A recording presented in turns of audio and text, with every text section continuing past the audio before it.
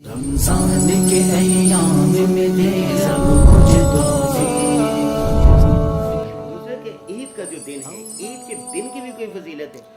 جی، عید کے دن کی بھی فضیلت اسی کیٹیگری میں ثابت ہے جو رات کی ہے کہ روایت اگرچہ ضعیف ہے لیکن قابل بیان ہے، اور اس حد تک ضعیف نہیں ہے کہ بالکل موضوع اور منگڑت ہو۔ تو عید کے دن کو یوم الجائزہ کہا گیا ہے روایات میں، یعنی یہ انعام کا دن ہے۔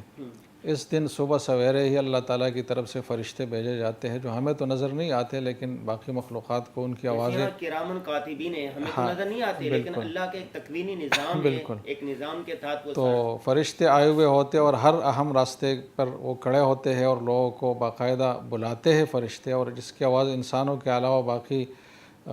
کائنات سنتی ہے۔ اچھا جی، اس میں یہ ہے کہ آئے اس رب کی طرف جو بخشنے والا ہے، جو انعام دینے والا ہے، تو لوگوں کو بلاتے ہیں فرشتے باقاعدہ مسجد کی طرف۔ سلام بھی کرتے ہیں، جواب بھی دیتے ہیں۔ ہاں بالکل، کچھ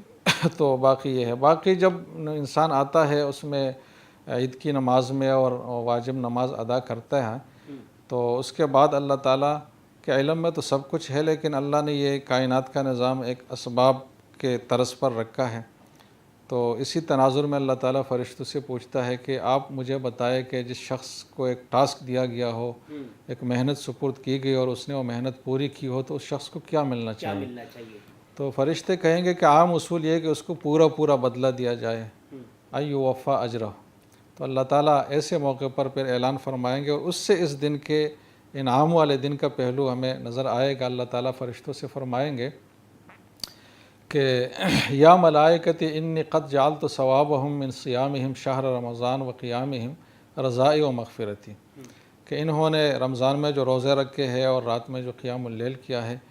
اس کے بدلے میں نے ان کا ثواب اور بدلہ یہ قرار دیا ہے کہ میں ان سے راضی ہوں، اور ان سے جو بھی لغزشیں ہوئی ہے زندگی میں اب تک وہ معاف ہے۔ تو ظاہر ہے کہ جو گزشتہ ہے وہ معاف ہے، اور ابھی اللہ راضی ہے، اور آئندہ کے لیے اللہ کی طرف سے توفیق ہوگی نیکیوں کی، تو اس سے ایک بڑی سعادت کسی مسلمان کے لیے نہیں ہو سکتی۔ رمضان کے ایام میں دے